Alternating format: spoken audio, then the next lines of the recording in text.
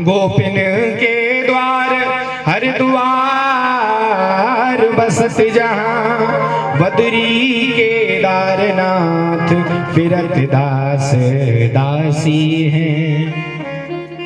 स्वर्ग अपवर्ग हम लेकर करेंगे क्या, जान लो हमें हम वृंदावन वासी हैं। वृंदावन के दर्शन कराए जहाँ पर रेणुका में रामेश्वर, जहाँ की बालू में रामेश्वर जहाँ पर निवास करते हो, यमुना में साक्षात जगन्नाथ भगवान का निवास हो, जहाँ पर गोपियों के हरिद्वार बसा हो, ऐसे वृंदावन के जब दर्शन किए तो पृथ्वी मैया का मन भ्रमित हो गया और भगवान से पूछा कि भगवान, जब मैं आपकी दृष्टाओं पर हूँ, जब मैं आपकी दांतों के डाढ़ों के ऊपर हूँ, तो फिर ये वृंदावन कैसे टिका हुआ है, मेरे बिना वृंदावन। भगवान ने कहा, देवी वृंदावन कोई भूमि नहीं है, साक्षात वैकुंठ है ये, जहां पर नित्य आज भी भगवान गोपियों के साथ में महारास रचाते हैं, जहां आज भी निलवन में भगवान नित्य रास रचाने के लिए आते हैं। ऐसे धाम को देवी तुम्हारी आवश्यकता नहीं है। वृंदावन को लेकर के एक बार तीर्थराज प्रयाग के मन में भी प्रश्न हुआ और भगवान से कहा, भगवान सभी मुझे टैक्स देते हैं, सारे तीर्थ मुझे कर देने के लिए आते हैं, लेकिन ये छोटा सा वृंदावन मुझे कभी कर नहीं देता। भगवान ने प्रयागराज से कहा, भैया मैंने तुझे तीर्थों का राजा बनाया है, अपने घर का राजा नहीं बनाया। वृंदावन कोई तीर्थ नहीं है, वृंदावन तो भगवान का घर है। देखो वृंदावन भगवान का घर, तभी तो राधा रानी की चलती है कि नहीं साहब? घर में तो घरवाली की चलेगी। कहिए भाव से राधे राधे। वृंदावन की बड़ी महिमा। वृंदावन धामुनि को ब्रिज को विश्रामुनि को, श्याम श्याम नामुनि को, मंदिर अनंत को, काली देखो नाननी को, यमुना पय पाननी को, रेणुका को खाननी को, स्वादनी को कंठ को, राधा कुंड कुंडनी को, संतन को संगनी को, गौर श्याम रंगनी को, अंग युग चंद को, नील पीठ पटनी को, बंसी बट बटनी को, ललित किशोरिनी की नटनी को, नंद को। वृंदावन की महिमा साहब, वृंदावन को जिस दृष्टि से देखा जाए उसी दृष्टि से वृंदावन देखेगा। अगर आप भक्ति का चश्मा लगा करके जाओगे तो सिवाय भक्ति के कुछ नहीं देखेगा, और अगर पिकनिक मनाने के लिए जाओगे तो सिवाय गंदी नाली, टूटे फूटे सड़क और टूटे फूटे मकान के अलावा आपको कुछ दिखाई नहीं देगा। देखो दो भक्त वृंदावन गए, गुरुजी के आश्रम पर पहुंचे तो गुरुजी ने आज्ञा दी कि जाओ परिक्रमा लगा के आओ। दोनों गए परिक्रमा लगाने के लिए। महाराज एक रोता रोता वापस आया और दूसरा हंसता हुआ वापस आया। गुरुजी ने कहा, भैया क्यों रो रहे हो? क्या बताऊं गुरुजी, वृंदावन ओफो, आपने परिक्रमा लगाने की क्या कही, टूटा फूटा रोड था, गंदी नालियां, और नालियां भी जहां हम चल रहे थे वहीं आ रही थी, सारे पैर बिगड़ गए, कंकड़ लग गए, कांटे लग गए, बड़ी तकलीफ हुई, बहुत परेशानी हुई, बड़ा कष्ट हुआ, इसलिए रो रहा हूं। दूसरे जगह, भैया तू क्यों हंस रहा है, तुझे कष्ट नहीं हुआ, तुझे कंकड़ नहीं लगे, तुझे कीचड़ नहीं लगा, क्यों हंस रहा है? बोले क्या बताऊं गुरुदेव, जब मैं परिक्रमा लगाने के लिए चला तो मैं तो चल रहा था, न जाने कहां से पीछे से बिहारी जी मेरे बगल में होकर के निकले, तो बिहारी जी का दुपट्टा मेरी अंगूठी में फंस गया। और देखो मुझे लगा कि बिहारी जी का दुपट्टा कहीं फट नहीं जाए, इसलिए बिहारी जी तो दौड़ रहे थे, मैं भी दौड़ने लगा पीछे पीछे, और उनके दुपट्टे को निकालते निकालते निकालते निकालते महाराज जब तक दुपट्टा मैंने निकाल पाया तब तक मेरी परिक्रमा ही पूरी हो गई। मुझे तो पता ही नहीं चला कि मैंने वृंदावन में क्या देखा। सिवाय बिहारी जी के जैसा चश्मा आंखों पर लगा हो, देखो धूप में जाओ और हरे रंग का चश्मा लगाओ तो सिवाय हरियाली के कुछ दिखाई नहीं देगा, लाल रंग का चश्मा लगाओ तो सिवाय लाल रंग के कुछ दिखाई नहीं देगा। ऐसे ही जब हम भक्ति का चश्मा लगा करके वृंदावन जाएंगे तो सिवाय राधा रानी और बिहारी जी के पूरे वृंदावन में कुछ दिखाई नहीं देगा। तभी तो साहब ब्रज के संत, कई संत ऐसे हैं जिन्हें मैं जानता हूं, वो वृंदावन से बाहर नहीं जाते। मैंने पूछा एक बार क्यों नहीं जाते हो, बोले क्या पता वृंदावन से बाहर गए और हमारे प्राण निकल गए। जन्म लेने का अवसर तो नहीं वृंदावन में मिला, लेकिन प्राण छोड़ने का अवसर हम अब चूक नहीं सकते हैं। इसलिए संत कहते हैं बड़े भाव से, मोर जो बना तो बनाओ श्री वृंदावन को, नाच नाच को के तुमको रिझाओ, बंदर बनाओ तो बनाओ श्री वृंदावन को, कूद कूद पान वृक्ष बूढ़ने को रिझाओ, भृंगी को करो मीत, करो कालिंदी को प्रीत, आठों याम में तो बस श्याम श्याम गाऊंगो, भिक्षुक बनाओ तो बनाओ श्री वृंदावन को, टूक टूक हरे भक्तन सो मांगे मांगे खाऊं। भक्त की ऐसी भावना रहती है, भगवान अब के जन्म नहीं दिया, लेकिन अगर अब की बार बंदर भी बनाओ, मोर बनाओ, पक्षी बनाओ, सूकर बनाओ, कुकर बनाओ, भिक्षुक बनाओ, जो तुम्हारी राजी हो, लेकिन बनाना वृंदावन में।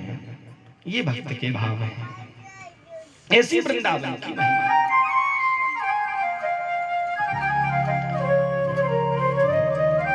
वृंदावन की महिमा के बारे में जितना कहें शब्द कम पड़ सकते हैं, लेकिन वृंदावन की महिमा कभी कम नहीं पड़ सकती। पता है मीरा से लोगों ने पूछा, मीरा हर जगह तुम घूमने जाती हो, हर जगह तुमने भ्रमण किया, काशी भी गई, हरिद्वार, ऋषिकेश, हर जगह आपने देखा, हर तीर्थ हर धाम को देखा, हर जगह को आपने देखा, पूरा भ्रमण आपने किया हुआ। सत्य बताना सबसे अच्छी जगह तुम्हें कौन सी लगी, सबसे अच्छी जगह कौन सी है? मीरा ने आंखें बंद की, विचार किया, क्या कहूं क्या ना कहूं। मीरा के मुंह से बड़े सुंदर से दो शब्द निकले, अलीरी मोहे लागे वृंदावनी को, अलीरी मोहे लागे वृंदावनी को, अलीरी मोहे लागे वृंदावनी को, अलीरी मोहे लागे वृंदावनी को,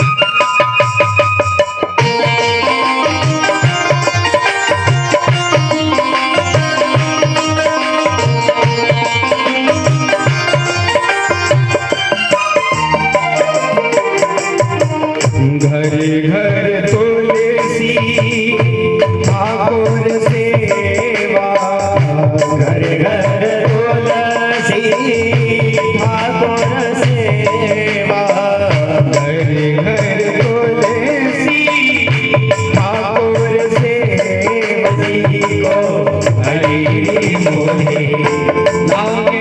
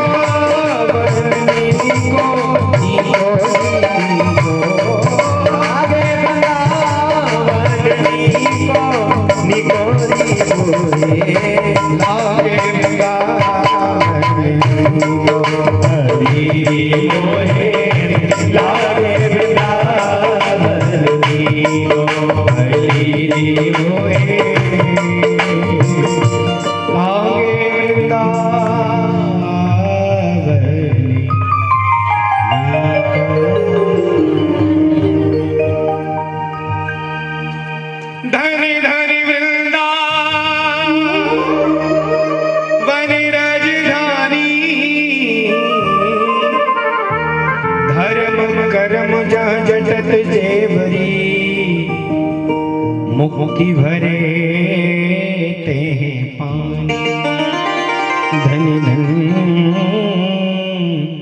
वृंदावन रजे। वृंदावन की महिमा को मीरा ने गाया। मीरा कहती है मैं हर जगह गई, लेकिन सत्य समझना वृंदावन से अच्छी जगह मुझे और कहीं नहीं लगी। क्योंकि जहां पर राधा रानी नित्य भ्रमण करती है, कुंजन कुंजन फिरे राधिका, शब्द सुनत तुलसी को, अलीरी मोहे लागे वृंदावन नीको।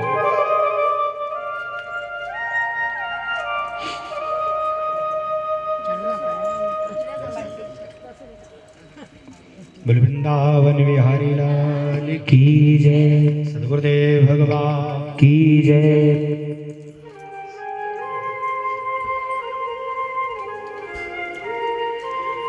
भगवान ने आज पृथ्वी मैया के मन के भ्रम को दूर किया और मां पृथ्वी को जब स्थापित किया तो ब्रह्मा जी ने अपनी सृष्टि बढ़ाई। एक पुत्र और हुआ ब्रह्मा जी के, जिसका नाम है करदम। करदम जी से कहा कि सृष्टि आगे बढ़ाओ, मना कर दिया। प्रभु हम तो बाल ब्रह्मचारी रहना चाहते हैं, हम विवाह नहीं करना चाहते। चले गए तपस्या करने के लिए, लेकिन महाराज समय का कोई पता नहीं। हृदय में काम प्रवेश दो जगह से करता है, ध्यान रखिए। एक तो हमारी आंखें और दूसरे कान। दृश्य जैसा देखोगे हृदय परिवर्तन हो जाएगा, मन बदल जाएगा, भावनाएं बदल जाएंगी। आंखों से जैसा देखोगे वैसा भाव बनेगा, कानों से जैसा सुनोगे वैसा भाव बनेगा, मन बनेगा। करदम ऋषि 40 वसंत पूरे करने के बाद भी जब एक दिन जलपान करने के लिए आए तो किसी मत्स्य को संभोग करते हुए देखा। विचार करने लगे, देखो तो सही, हमारा जीवन हमसे तो बढ़िया ये मछली है जो अपने परिवार में आनंदित है, अपने बच्चों के साथ किलोल कर रही है, खेल रही है, हमसे ठीक है ये। हमारा जीवन भी कोई जीवन है हा? अब तो देखो मन का भाव बदला और तपस्या करने से पूर्व हाथ में गंगा जल लिया और कहा हे भगवान अब तो हमारा विवाह हो जाना चाहिए। बुढ़ापे में साफ। और देखो विवाह की भी एक उम्र होती है, हाँ जी या ना जी? हाँ। ब्याह की चाह उठे मन में तो 15, 20, 25 झुकी जे, 30 भय मन खीस भय, 40, 50 में नाम न लीजे। काम न बेगी उठे मन में, कर ज्ञान को हृदय मन माई रही जे, और 60 बरस में मन ललचावे, उतार के जूता कपार में दीजे। कई भाव से राधे राधे। विवाह की भी साहब एक उम्र होती है, लेकिन करदम ऋषि को तो आ गया साहब कि विवाह करना है, हाथ में जल ले लिया। हे भगवान अब तो आज के बाद जो भी पूजा करेंगे वो विवाह के लिए करेंगे। भगवान भक्त की हर भावना को पूर्ण करते हैं, ऐसा माना। भगवान आए और कहा बेटा करदम हम तुम्हारे विवाह की बात पक्की करके आए हैं, क्या तुम विवाह करना चाहते हो? अब देखो, करदम ऋषि के पिता हैं ब्रह्मा जी, तो इस रिश्ते से नारायण भगवान बाबा लगे। अब बाबा के आगे नाती कैसे कहे कि विवाह करना है? अभी आज का जमाना तो नहीं था साहब, इंची टेप साथ में लेकर के जाते हैं। हाँ, 1 इंच का भी अब तो नहीं चलता साहब। कैसे कहे कि विवाह करना? मना कर दिया, नहीं भगवान हमारी तो कोई इच्छा ही नहीं विवाह की। अच्छा देखो, भगवान ने भी पक्का थोड़ा ना किया था, मन की ले रहे थे। मन मन भावे और मूड हिला। लेकिन करदम ऋषि कहते भगवान जब आपने बात पक्की कर ही दी है तो कर लेंगे, कोई फर्क नहीं। लेकिन संतान के रूप में आपको आना पड़ेगा, तो विवाह करें, नहीं तो नहीं करेंगे हम। भगवान ने कहा बिल्कुल ठीक है। आज स्वयंभू मनु और शत्रुपा, देखो यहां से नर सृष्टि आरंभ हुई। बाबा तुलसीदास जी के शब्दों में कहें तो स्वयं भुव और मनु शत्रुपा, स्वयं भुव मनु शत्रुपा, स्वयं भुव मनु शत्रुपा,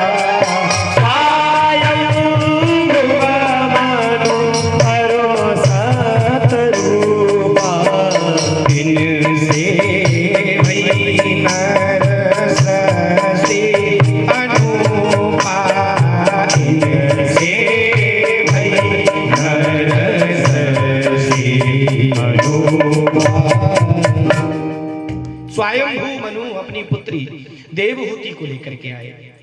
देवहूति 3 बहनें हैं, आकुति, देवहूति और प्रसूति। देवहूति का विवाह करदम के साथ में हुआ। करदम ऋषि को तो पता है कि मेरे यहाँ तो भगवान अवतार लेकर के आएंगे, लेकिन आज भगवान की ऐसी कृपा कि पुत्र नहीं हुआ। जब गृहस्थ आश्रम में प्रवेश किया तो 9 कन्याएं पहले हो गई साहब। तुष्टो हमद्य तब मान विमान दाया, शुश्रूषया परमया परयाच भक्त्या। भगवान जीव की परीक्षा लेते हैं, हर क्षण परीक्षा लेते हैं। 1 नहीं 2 नहीं 9 कन्याएं हैं। अंततः जब हारे और हाथ जोड़ करके बैठे, प्रभु कब तक मेरी परीक्षा लोगे, अब तो पधारो। तब 10वीं संतान के रूप में करदम ऋषि के यहाँ पर भगवान अवतरित होकर के आ रहे हैं कपिल के रूप में। गर्भस्थ जब बालक हुआ तो नाना प्रकार के शुभ संकेत हुए। समय अनुसार देवहूति के भगवान प्रकट होकर के आए। बोलिए कपिल भगवान की जय। करदम ऋषि अपने बालक के चरणों में प्रणाम करते हुए गए और भागवत जी के 10वें स्कंद का पाठ करते हुए अंततः भगवान के धाम को प्राप्त किया। इधर जब देवहूति मैया को पता चला कि मेरा बालक कोई साधारण बालक नहीं है, ये तो साक्षात नारायण है, तो एक दिन अपने बालक को स्नान कराया, वस्त्र पहनाए, ऊंचा सा सिंहासन लगाया, गद्दी पर बालक को बिठाया और अपनी 9 पुत्रियों के साथ में आज देवहूति मैया बैठी और आज अपने पुत्र कपिल से साक्षात गुरु मान करके प्रश्न किया कि भगवान आज आप गुरु रूप में बैठे हैं, मैं शिष्य के रूप में बैठी हूँ। मैं जानती हूँ कि आप साक्षात मेरे बालक बनकर के जो आए हैं वो कोई और नहीं नारायण है। इसलिए प्रभु मैं आपसे पूछना चाहती हूँ कि ये बंधन किसका होता है? बंधन आत्मा का होता है या बंधन मन का होता है या बंधन शरीर का होता है? बंधन किसका होता है? निर्विन्ना नितरां भूमन् सदिन्द्रियतर्षणा येन संभाव्यमानेन न प्रपन्नान्दं तमा प्रभो। बंधन किसका होता है? ये मेरा पहला प्रश्न है।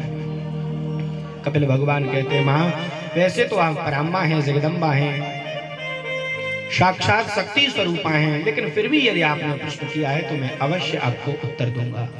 बंधन की बात आती है तो बंधन आत्मा का नहीं होता, बंधन इस शरीर का भी नहीं होता, बंधन तो मन का होता है। मनः एव मनुष्याणां कारणं बंध मोक्षयो, बंधन तो विषयासक्तं मुक्तम निर्विषयम मनः। बंधन इस मन का है, शरीर का कोई बंधन नहीं, आत्मा का कोई बंधन नहीं है। आत्मा तो हमारी इस शरीर में है। ये जब शरीर जर्जर हो जाता है, बूढ़ा हो जाता है, पुराना हो जाता है, तो आत्मा इस शरीर को छोड़ देती है, नया शरीर धारण कर लेती है। लेकिन मन हमें बांध के रखता है संसार में। कारणम बंध मोक्षयो, बंधन का कारण और मोक्ष का कारण यदि कोई बनता है, बंधन भी मन से होता है और मोक्ष भी मन से होता है। मन ने यदि मान लिया कि मैं बंधा हुआ हूं, तो ये जीव संसार में बंधा है, और मन ने मान लिया कि मैं तो निर्मुक्त हूं, मैं बंधा नहीं हूं, मुझे कोई बांध नहीं सकता, ये मन ने मान लिया तो मोक्ष है। ये मन की ही तो भावना है। दो बालक अगर धूप में खेल रहे हैं, एक मेरा बालक और एक पड़ोसी का बालक है, और कहीं भूल से पड़ोसी का बालक गिर जाए तो क्या कष्ट होता है? नहीं होता। और अपना बालक गिरे तो यही तो मन है जो हमें बांधे हुए है। मन की गत है अटपटी, झटपट लखे को, जो मन की खटपट मिटे तो झटपट दर्शन हो। ये जीव मन के कारण ही तो संसार में बंधा है। बंधो कीट मरकट की नाही, बंधो कीर मरकट की नाही। कीर माने तोता। देखो तोता पकड़ने वाले होते हैं ना, वो रस्सी लेते हैं और रस्सी में एक पाइप डाल देते हैं जो घूमता रहता है। कोई पक्षी बैठे तो वो पाइप घूम जाता है, तो तोता जब उस पर बैठता है तो वो पाइप घूम जाता है और तोता उल्टा हो जाता है, मानो तोते को लगा कि मुझे किसी ने पकड़ लिया। यद्यपि सत्य ये है कि तोते को किसी ने नहीं पकड़ा है, तोते ने ही उस पाइप को पकड़ा है। अगर तोता उस पाइप को छोड़े तो वो मुक्त है, नहीं बंधा है। ऐसे ही बंदर पकड़ने वाले साहब छोटे मुंह वाली मटकी लेते हैं, चना इत्यादि उसमें डाले, और जैसे ही बंदर ने उसमें हाथ डाला, मुट्ठी बंद करके चना निकालने चाहे तो महाराज जब मुट्ठी बड़ी हो गई, बंद गई, तो हाथ नहीं निकल पा रहा है। बंदर को लगा कि मुझे इसके अंदर किसी ने पकड़ लिया। यद्यपि बंधा कोई नहीं है, पकड़ा किसी को किसी ने नहीं है। संसार में जीव की स्थिति भी ऐसी है, ना तो इसको पुत्र ने बांधा है, न पुत्री ने बांधा है, न संसार में किसी हितू रिश्तेदार ने इसको पकड़ा है। लेकिन मन मान बैठा है कि ये मेरे बिना कैसे रहेंगे, ये मेरे बिना कैसे चलेंगे, मैं इनके बिना कैसे चलूंगा। बस यही मन का कारण है। इसी कारण ये जीव बंधा हुआ है। बंधो कीर मरकट की नाई। नहीं समझ में आई। एक और प्रकार से समझिए। एक गधे चराने वाला व्यक्ति एक दिन अपने गधों को लेकर के कहीं दूर चला गया। अच्छा, रस्सी ले जाना भूल गया गधे को बांधने वाली। अब बेचारा बड़ा परेशान। सायंकाल के समय गधों को एक लाइन में खड़ा करता है, एक को खड़ा करता है, तब तक दूसरा भाग जाता है, दूसरे को पकड़ के लाता है, तब तक एक और भाग जाता है। बड़ा परेशान, खड़े ही नहीं होते साहब, क्या करें। एक सज्जन पुरुष उधर से निकल करके जा रहे थे, गुणी व्यक्ति। उस व्यक्ति को दुखी देखा, पूछा क्यों परेशान हो? बोले क्या बताऊं साहब, बांधने की रस्सी भूल गया इसलिए परेशान हो रहा हूं। बोले कोई बात नहीं, अभी हम बांधे देते हैं। उस व्यक्ति को, गधे वाले को तो पीछे किया, और गुणी व्यक्ति ने आज झूठ मूठ को गधे के पैर में हाथ घुमाए। जैसे बांधने के लिए रस्सी लगाई जाती है, ऐसे झूठ मूठ को हाथ घुमाए, मानो गधों को लगा कि हम तो बंध गए। अब तो महाराज गधे खड़े रहे। रात्रि बीती और जब प्रातःकाल हुआ तो गधे वाला तो भूल गया कि मैंने ऐसा भी कुछ किया था, तो डंडे लगाने लगा। चलो, अब तो महाराज गधे हिले ही नहीं। अब और ज्यादा परेशान, पता नहीं मेरे गधों को क्या हो गया है, पैर में रस्सी भी नहीं बंधी लेकिन फिर भी नहीं चल रहे, क्या करूं मैं, बड़ा परेशान होने लगा।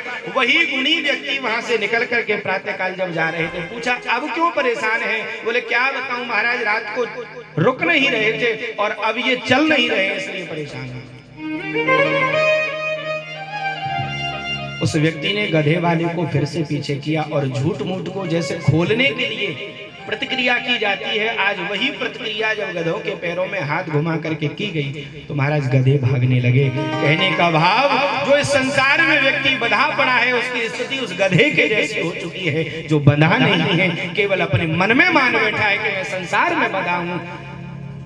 लेकिन जो निर्मुक्त है, जो संत स्वभाव बन चुका है, वो इस संसार से मोक्ष प्राप्त करता है। मैया कहती है भगवान, एक प्रश्न और है कि भगवान को हम कैसे जाने, भगवान की भक्ति में मन कैसे लगे, पूजा में मन कैसे लगे, भगवान के ध्यान में मन कैसे लगे। तब श्री कपिल देव भगवान कहते हैं, देखो मैया, अगर भगवान में मन लगाना है तो पहले भगवान के बारे में जानो, क्योंकि जब तक हम किसी के बारे में जानते ही नहीं तो प्रेम नहीं हो सकता। ऐसा बाबा तुलसीदास जी के शब्दों में कहें, जाने बिना न होए परती तेरी, जाने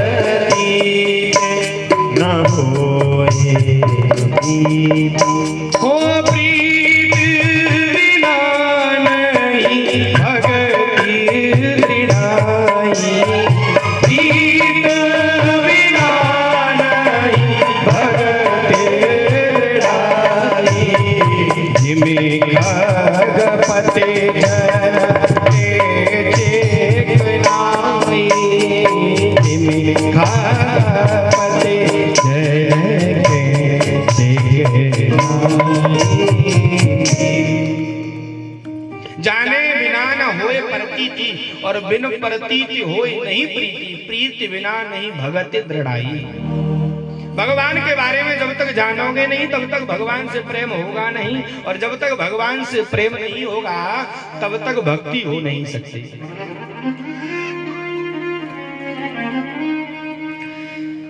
भगवान कपिल कहते हैं, मैया भगवान की भक्ति करने के लिए अटूट 3 विशेष बातों को याद रखो।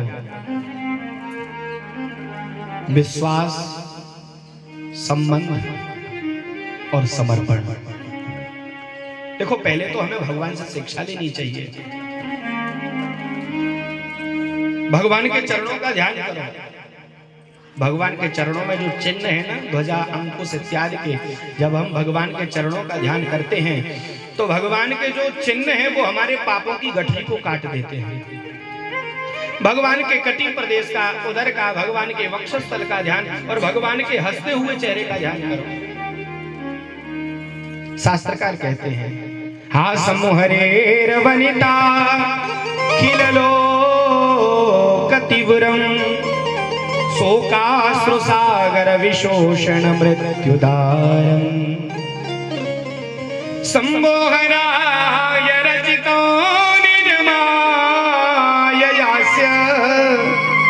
भ्रूमंडलम मुनिकृते मकर ध्वजस्य। भगवान के हंसते हुए चेहरे का ध्यान। देखो, विचित्र बात, भगवान कृष्ण की आप छवि देखो कभी भी और कहीं भी, भगवान कृष्ण का कोई भी ऐसा चित्रपट नहीं होगा जिसमें भगवान विचारणीय दशा में बैठे हो, चिंतित बैठे हो। ऐसा कहीं आपको भगवान कृष्ण का चित्रपट दिखाई नहीं देगा। भगवान कृष्ण की इस चित्रपट से हमें शिक्षा लेनी चाहिए कि इस जीव को हमेशा इस जीव को प्रसन्न रहना चाहिए। 3 बातों को ध्यान रखो। जीवन को अगर सुगम बनाना है, जीवन को अगर सरल बनाना है, सहज बनाना है, तो हमेशा 3 बातों को ध्यान रखना। स्वस्थ रहिए, मस्त रहिए और व्यस्त रहिए। 3 बातें जीवन में हो तो जीवन सरल बन जाता है। स्वस्थ रहो, मस्त रहो, व्यस्त रहो। अच्छा देखो, जो हो रहा है उसमें हम कर भी क्या सकते हैं, और जो होना होगा उसे रोक भी नहीं सकते साहब। कोई चाहता है कि एक्सीडेंट हो जाए, लेकिन फिर भी चलते चलते हो ही जाता है। और जो हो गया उसके लिए विचार कैसा, क्या सोचना उसके लिए।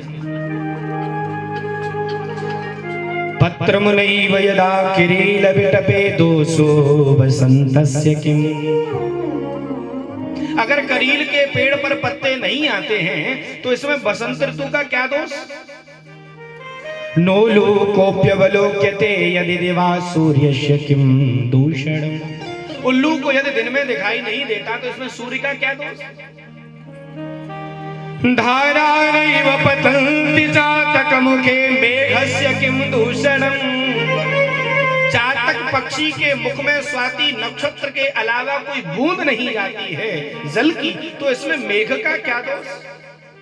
यत् पूर्वं विधिना ललाट लिखितं तन्मार्जितं कह क्षमा। सीधी सीधी सी अगर बात कहें भैया, जो भाग्य में लिखा होगा वो तो हो करके रहेगा। कर्म करना इस जीव का स्वभाव होना चाहिए, और जो भाग्य में होगा वो तो मिलेगा ही मिलेगा। बाबा तुलसीदास जी कहते हैं कि होगा वही जो राम रच। अरे होगा तो वही जो भगवान ने लिख दिया है, अन्यत्र तो कभी हो ही नहीं सकता। भगवान कहते हैं भरोसा भगवान पर, विश्वास भगवान पर अटल करो। भक्ति की 3 धाराएं हैं, विश्वास, संबंध और समर्पण। विश्वास रखो।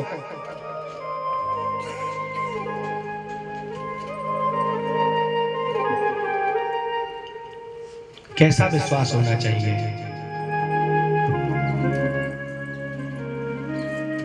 भगवान जो कर रहे हैं वो ठीक कर रहे हैं, कैसा विश्वास हो।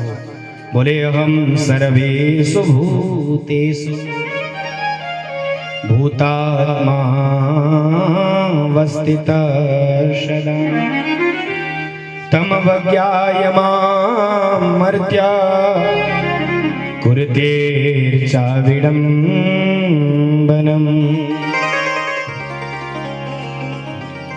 भरोसा हो तो एकनाथ जी महाराज जैसा होना चाहिए, विश्वास हो तो एकनाथ जी जैसा होना चाहिए। एकनाथ जी महाराज गंगा स्नान कर रहे थे तो मन में विचार आया कि हाथ में जो जल लेकर के लोग चलते हैं, हम संत हैं, हमें भी ऐसा कार्य करना चाहिए। गंगा जल लिया और मन में संकल्प कर लिया कि पूरी पृथ्वी का परिक्रमा करेंगे और ये जल रामेश्वरम भगवान पर चढ़ाएंगे। हाथ में जल ले लिया, चल दिए साहब। परिक्रमा करते करते 11 महीने बीते। रामेश्वरम भगवान के मंदिर के निकट जाने ही वाले थे कि मार्ग में एक गधा दिखाई पड़ा। गधे की स्थिति कैसी है, विलख रहा है, तड़प रहा है। एकनाथ जी ने देखा अगर 1 मिनट और इसे जल नहीं मिला तो ये मर जाएगा। क्या करना चाहिए, हाथ में जल था, करना क्या है साहब, इसी जल को पिला देते हैं। और पता है, गधे का मुंह पकड़ा, गंगा जल डाला और कहा, हे रामेश्वर भगवान, अगर मेरी सच्ची श्रद्धा आपके प्रति है, अगर मेरा विश्वास, मेरा भरोसा आपके प्रति अटल है, तो मैं मानता हूं कि इस गधे में भी आप ही हैं, सो मेरे इस गंगा जल को आप स्वीकार करिए। ऐसा कहते हुए गंगा जल पिलाया। सत्य समझना, उस गधे में से रामेश्वर भगवान प्रकट हो गए। रामेश्वर भगवान की जय। ऐसा भरोसा होना चाहिए साहब। आजकल भगवान पे कम और धनवान पे ज्यादा भरोसा है। कहिए भाग से राधे राधे। लोगों की ऐसी स्थिति हो चुकी है साहब, क्या कहें। कैसी स्थिति है आज के लोगों की कि पैसा मेरा परमात्मा और पत्नी मेरी गुरु, बेटा मेरा सालिग्राम, फिर पूजा किसकी करूं। वो एक सेठ जी थे, जीवन में 1 रुपया कभी दान नहीं किया। बुढ़ापा आने को हुआ तो लोगों ने कहा, भैया सेठ जी अब तो कुछ दान करो। तो सेठ जी ने एक सिक्का निकाला, मुट्ठी में सिक्का बंद किया और लाइन में लग गए साहब। उस दिन मंगलवार का दिन था तो बड़ी लंबी हनुमान जी की लाइन लगी थी। लाइन में लगे लगे गर्मी का समय, सायंकाल के समय पहुंचे हनुमान जी के सामने। तो जाकर के जैसे ही मुट्ठी खोल करके वो सिक्का चढ़ाना चाहा, सिक्का गीला हो गया। अच्छा, सेठ जी ने सिक्के से बात करना चालू कर दिया। भैया रो रहा है? तू भी मुझसे दूर नहीं जाना चाहता? सत्य कहा तूने, मैं भी कौन सा तुझसे दूर जाना चाहता हूं, मैं भी तुझे नहीं छोड़ना चाहता और तू भी मुझे नहीं छोड़ना चाहता। ऐसा विचार किया और महाराज जेब में रख लिया। कहिए भाव से राधे राधे।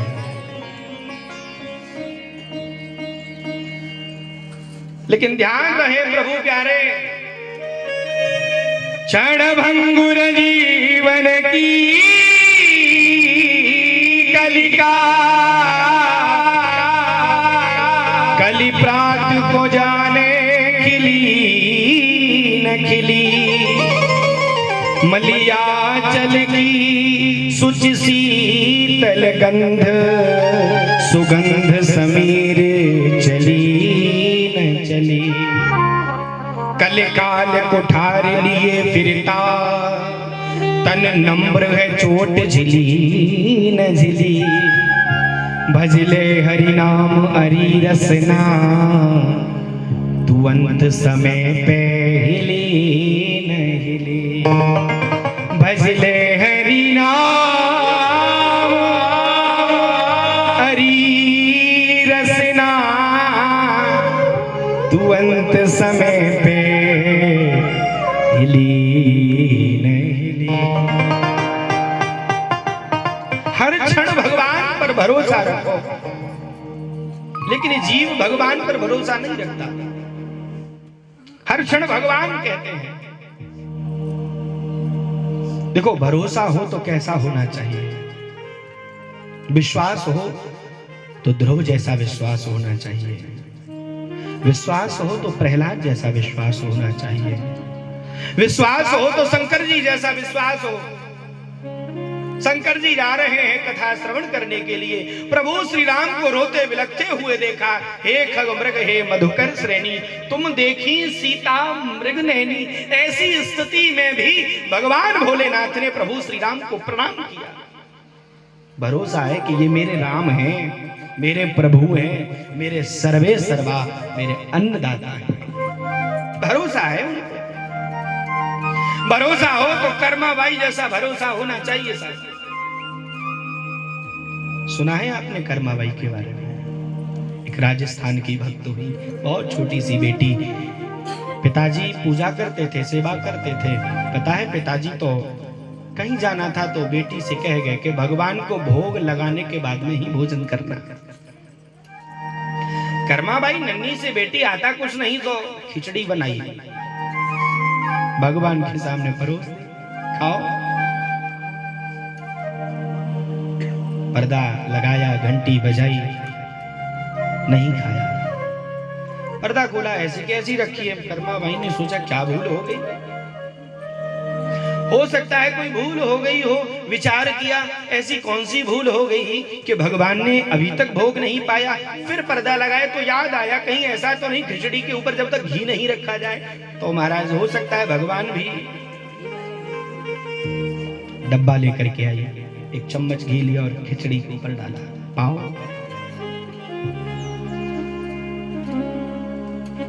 पर्दा बंद किया, लेकिन थोड़ी देर बाद खोला पर्दा, फिर वैसे की वैसे।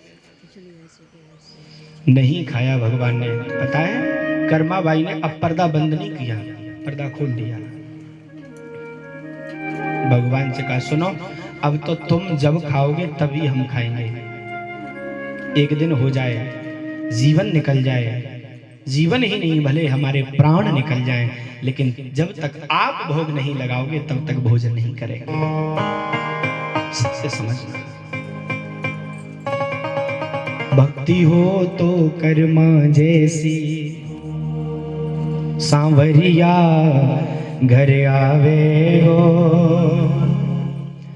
भक्ति हो तो कर्मा जैसी, सांवरिया घर आवे गो।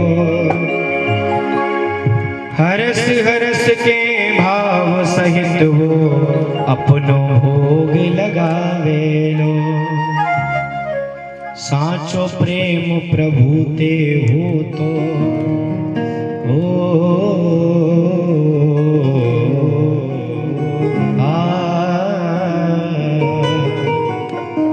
साचो प्रेम प्रभु ते हो तो मूर्त बोले काठ की।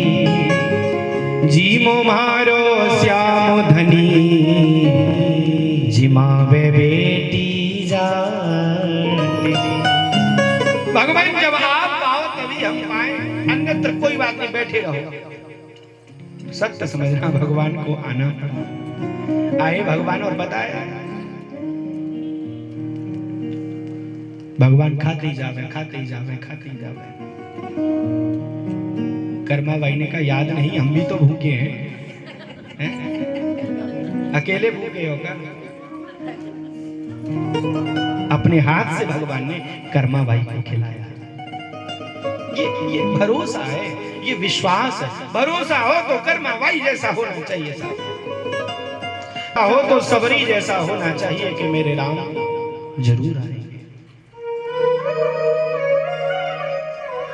भरोसा हो तो जैसा है कि शिष्य को अपने गुरु पर भरोसा होता है, ऐसा भरोसा होना चाहिए। जैसा पत्नी को अपने पति पर भरोसा होता है, ऐसा भरोसा होना चाहिए। सबसे पहली धारा भक्ति की विश्वास। बाबा तुलसीदास जी कहते रामायण में, मंत्र जाप मम दृढ़ विश्वासा, मंत्र जाप मम दृढ़ विश्वासा, पंचम भजन सुवेद प्रकाशा, पंचम भजन सुवेद प्रकाशा।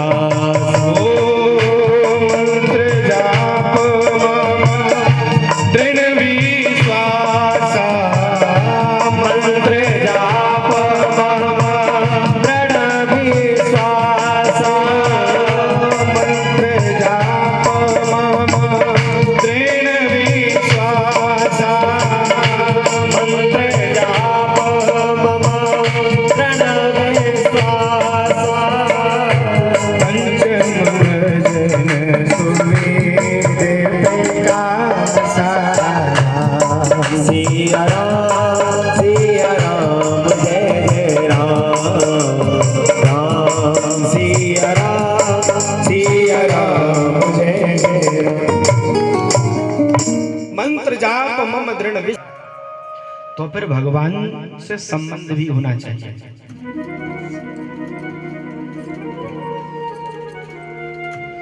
दुनिया की विडंबना है कि भगवान को तो अपना बनाना चाहते हैं, लेकिन भगवान के बनना नहीं चाहते। आपने सुना होगा एक कीर्तन, वो जब कीर्तन होता है ना, मुझे बड़ी हंसी आती है। सत्य से भगवान से जबरदस्ती करते हैं। गोविंद मेरो है, गोपाल मेरो है। अरे वो तो तेरा है, लेकिन तू उसका है कि नहीं, ये तो पहले बता। तेरा क्या संबंध है भगवान से?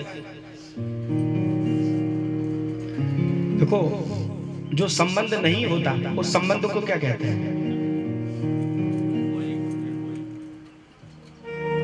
बड़ी विचित्र बात है। संबंध रखो। गोविंद काहू में, गोपाल काहू में। अच्छा, कितने लोगों ने ऐसे गाया है, गोविंद काहू में, गोपाल काहू में? एक एक हाथ उठा के बताओ। जय हो। कई भाव से राधे। ये सुनने का विषय नहीं है, ये आपके हृदय का विषय है। आइए मेरे साथ आप भी 2 मिनट के लिए गुनगुनाएं। गोविंद काहू में, गोपाल काहू में, गोविंद काहू में, गोपाल काहू में, गोविंद काहू में, गोपाल काहू में, गोविंद काहू में, गोपाल काहू में।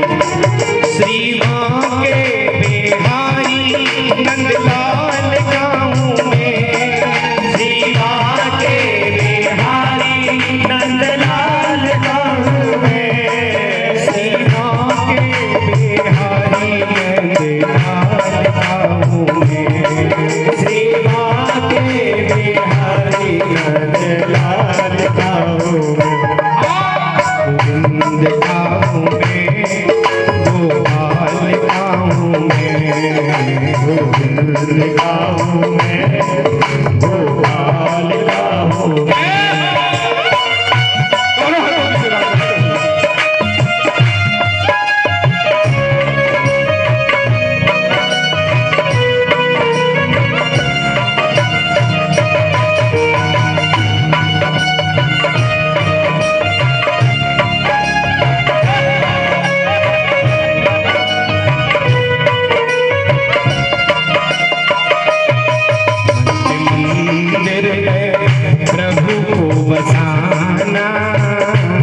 मन के मंदिर में प्रभु को बसाना, बात हर एक के बस की नहीं है।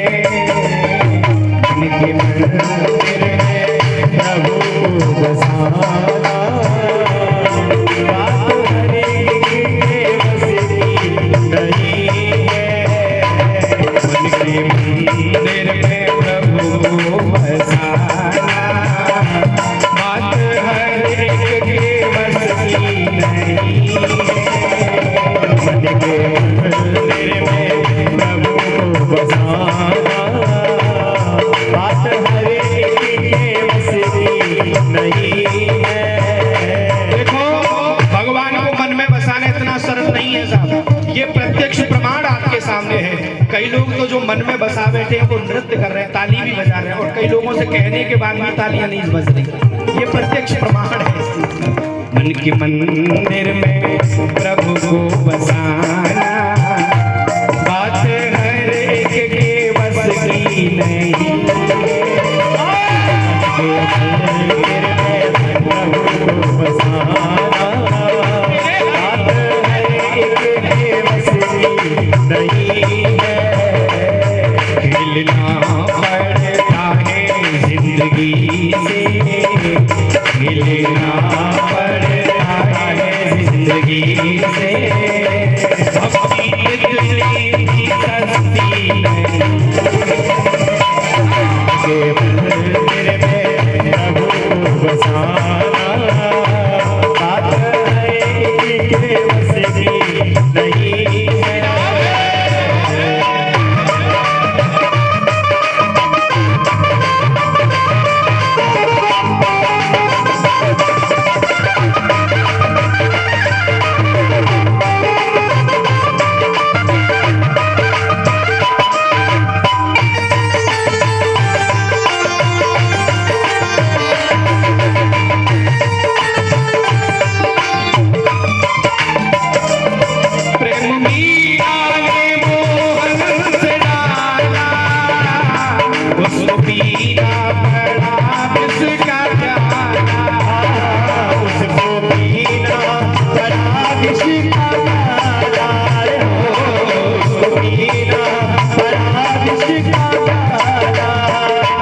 जब तलक ममता है जिंदगी से, जब तलक ममता है जिंदगी से, उसकी रहमत बरसती नहीं।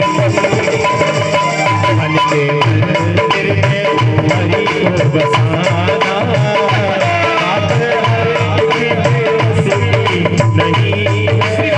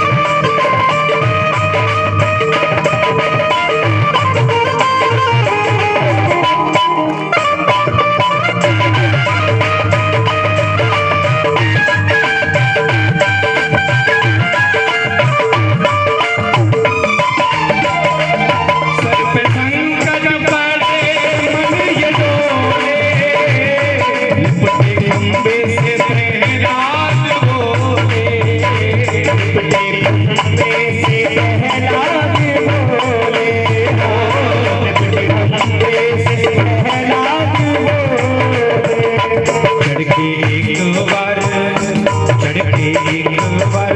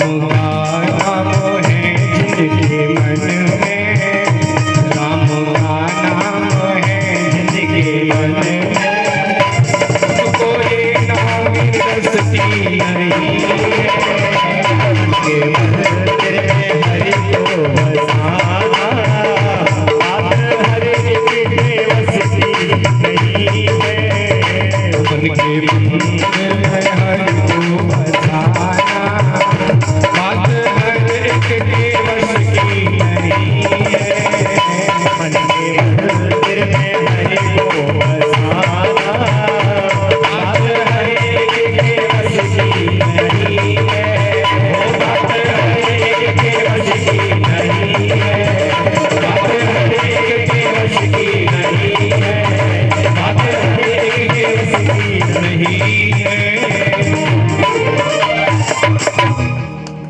खेलना पड़ता है जिंदगी से, भक्ति इतनी भी सस्ती नहीं है, मन की मंदिर में हरि को बसाना, बात हर एक के बस की नहीं है। बोले कृष्ण कन्हैया लाल की जय। संबंध भगवान से रखो, चाहे वो संबंध भाई का हो, चाहे वो संबंध पिता का हो, चाहे वो संबंध माँ का हो, बहन का हो, पति का हो, पुत्र का हो, लेकिन भगवान से संबंध होना जरूरी है। और देखो, भगवान से अगर संबंध है तो भगवान उस संबंध को निभाते हैं। संबंध हो तो साहब द्रौपदी जैसा संबंध होना चाहिए। बताए जब भगवान की एक बार उंगली में लगी,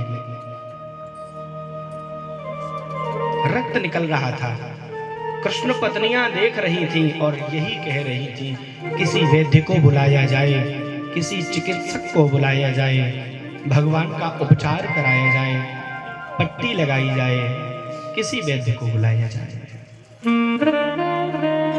लेकिन ये दृश्य जब द्रौपदी ने देखा, रहा नहीं गया, महाराज अपनी साड़ी को फाड़ा और भगवान की उंगली पर लपेट दिया।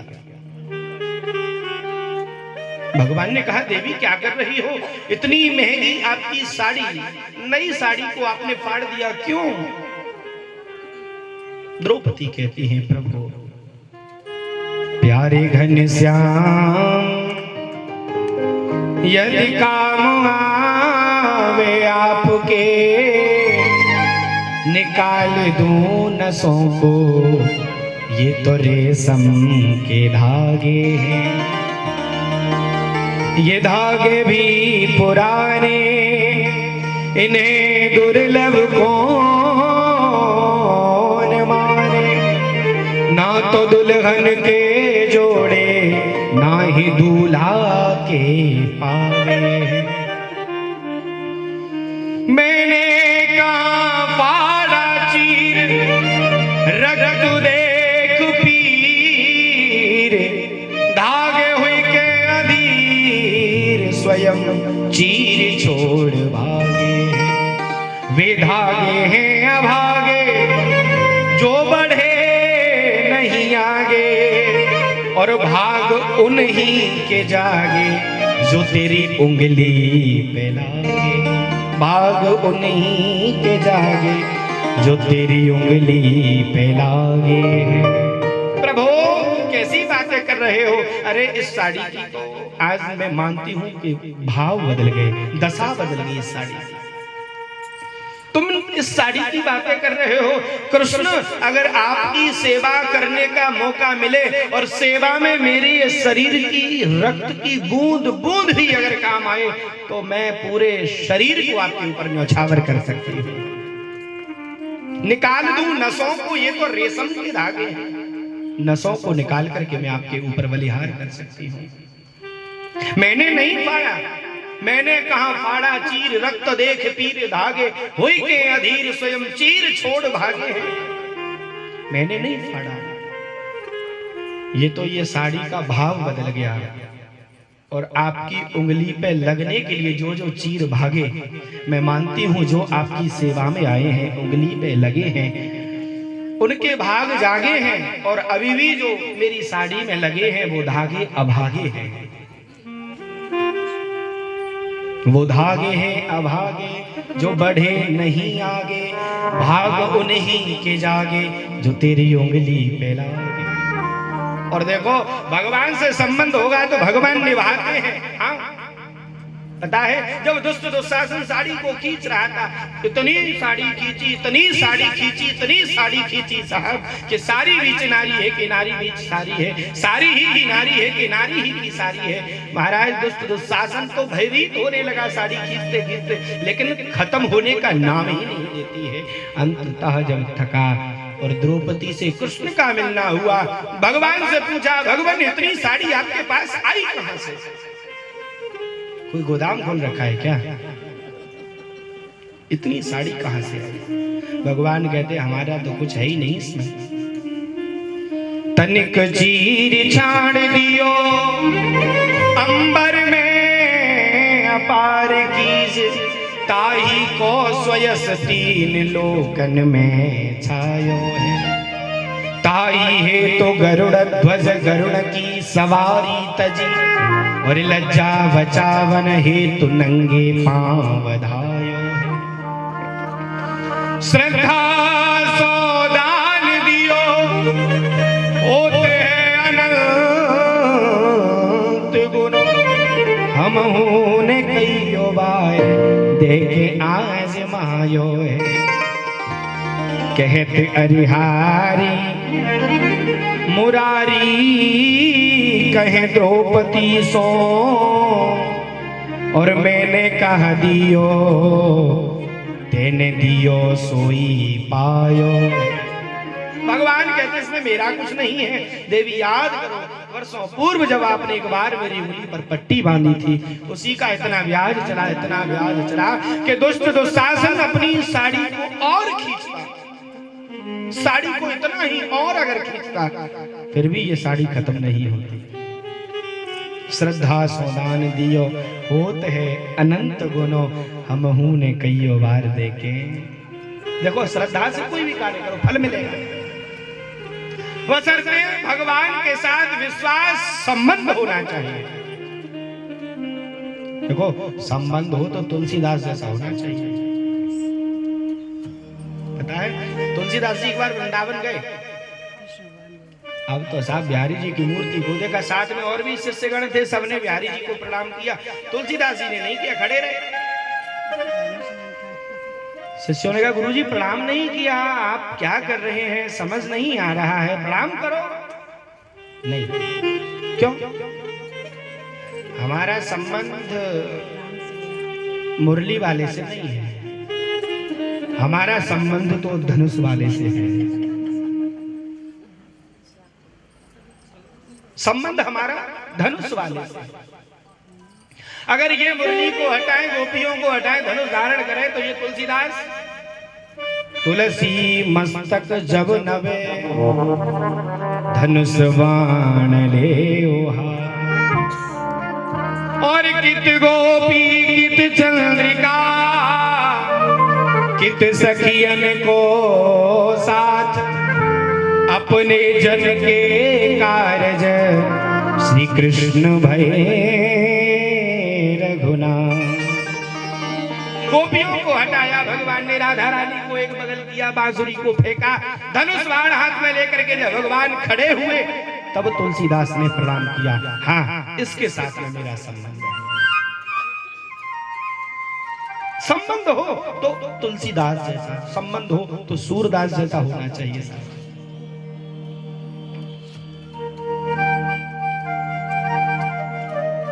अंधा व्यक्ति रोज अगर कहीं जाए, किसी देवालय में जाए, तो लोगों को लगता है इसको तो दिखाई नहीं देता, फिर क्यों आता है? होता है कि नहीं? हाँ जी अना जी, कहिए भाव से राधे राधे। लोगों ने कहा सूरदास जब दिखाई नहीं देता तो क्यों आते हो? सूरदास कहते कैसे दिखाई नहीं देता साहब, हमें तो सब कुछ दिखाई देता है, हमारा संबंधी हमें दिखाई न दे ऐसा हो सकता है क्या? हमें दिखता है। अच्छा तुम्हें दिखता है? बोले बिल्कुल बिल्कुल साफ दिखता है। ठीक है, कल तुम्हारी परीक्षा होगी, कल हम भगवान का श्रृंगार करेंगे और उस श्रृंगार का गान आप अपने पद में करोगे।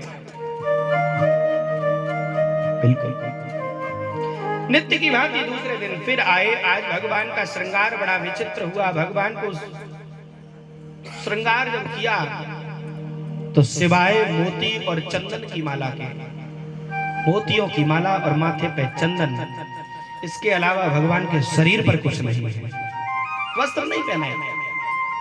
बताओ आज हमने क्या पहनाया है भगवान को? आज श्रृंगार का बखान करो। सूरदास जी बड़ी जोर से हंसे। आज हरि देखे मैंने नंगम नंगा, मोतियन की माल गले,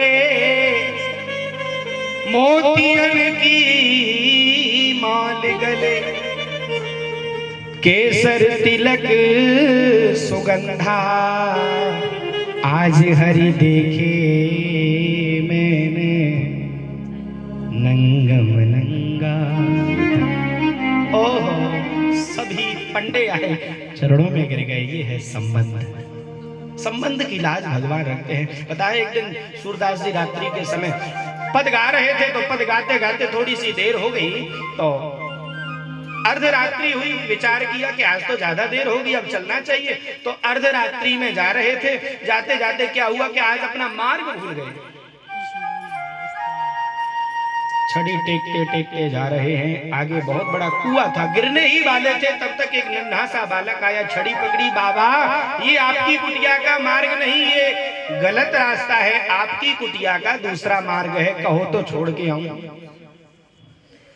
समझ गए सूरदास जी, आधी रात को कोई नन्हा सा बालक आता है तो ये कोई साधारण बालक नहीं होगा, जरूर मेरा कृष्ण मुझे बचाने के लिए आया है।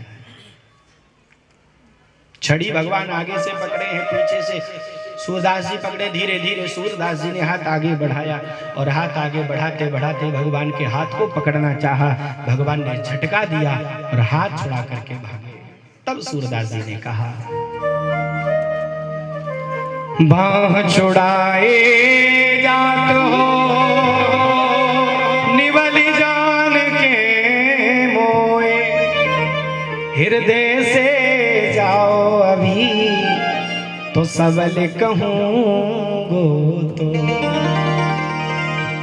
संबंध हो तो सूरदास जैसा होना चाहिए, संबंध हो तो तुलसीदास जैसा होना चाहिए, संबंध हो तो द्रौपदी जैसा होना चाहिए। विश्वास रखो, संबंध बनाओ। और तीसरी धारा भक्ति की है समर्पण। समर्पण हो, समर्पण हो तो साहब बलि जैसा समर्पण होना चाहिए, जिसने सर्वस्व ही भगवान को दे दिया जानते हुए। समर्पण हो तो हनुमान जैसा समर्पण होना चाहिए, जो चुटकी बजाने के लिए भी हर क्षण भगवान के पास में रहते हैं। भगवान उवासी आती है भगवान को तो चुटकी हनुमान जी बजाते हैं। समर्पण हो तो हनुमान जैसा होना चाहिए। भक्ति की तीन धाराएं, विश्वास, संबंध और समर्पण। विश्वास यदि अटल है, संबंध भगवान से है, समर्पण भाव यदि मन में है तो हरि मिल जाते हैं। कपिल भगवान ने आज अपनी मैया को ऐसा सुंदर उपदेश दिया, ऐसा सुंदर उपदेश दिया। माता देवहूति का शरीर पानी बन करके बहने लगा।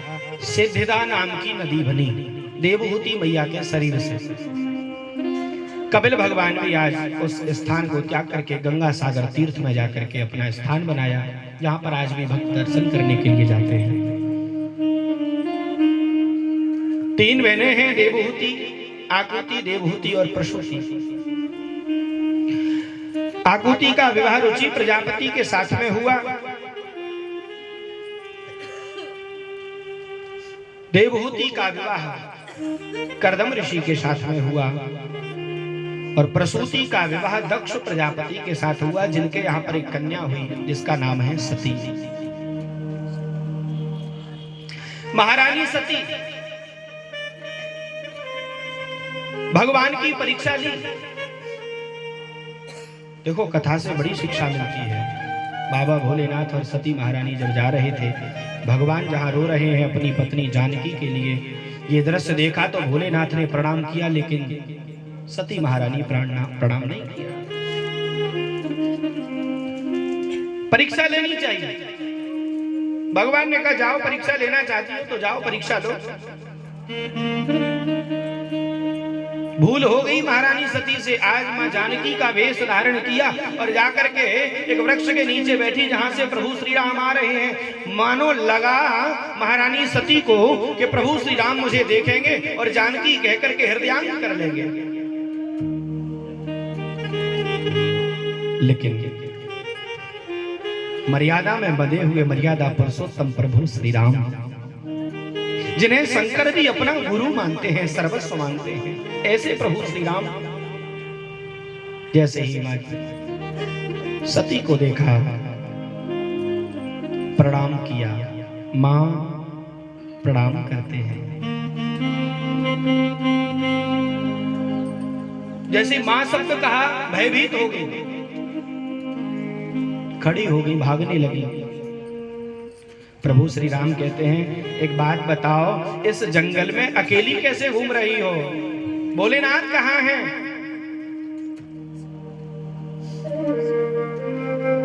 इतनी भयभीत हुई कि जहां देखती हैं, जिधर जाती हैं, उधर प्रभु श्री राम, मां जानकी और भैया लखन का दर्शन होता है। जब भगवान को बारंबार प्रणाम किया और लौट करके जब आई तो भगवान ने पूछा, भोलेनाथ ने पूछा क्या परीक्षा ली? यद्यपि भगवान भोलेनाथ सब कुछ जानते हैं, लेकिन फिर भी पूछा क्या परीक्षा ली? तब महारानी सती कहती है कछु न परीक्षा लीने गोसाई, कछु न परीक्षा लीने गोसाई, कीन नाम तुम्हारे नाई, कीन नाम तुम्हारे नाई, कीन नाम तुम्हारे नाई, कीन नाम तुम्हारे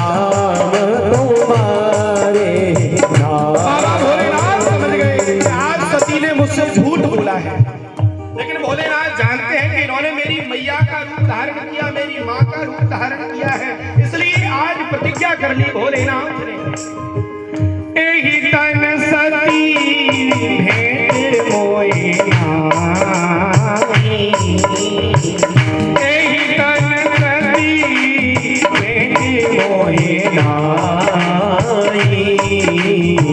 शिव संकल्प कीन मन माई, शिव संकल्प कीन मन माई, शिव संकल्प कीन मन माई। एही तन सती भेंट मोहि नाई, शिव संकल्प कीन। भगवान भोलेनाथ ने संकल्प किया, लेकिन कैसे? मन माही। महारानी सती को ये अवगत नहीं होने दिया कि भगवान भोलेनाथ ने इन्हें त्याग दिया है, और आंखें बंद करके समाधि लगा करके बैठे। कुछ समय बाद समाधि खुली। महारानी सती ने देखा कि भोलेनाथ की समाधि खुली है। आई भोलेनाथ के पास बैठने के लिए, लेकिन भगवान ने आसन निकाला और सन्मुख शंकर आसन दीना, सामने डालना, बैठो। लगे कहन हरि कथा रसाला, दक्ष व्रजेश भये तेहि काला। कथा सुनाने लगे साहब। कथा कौन सी?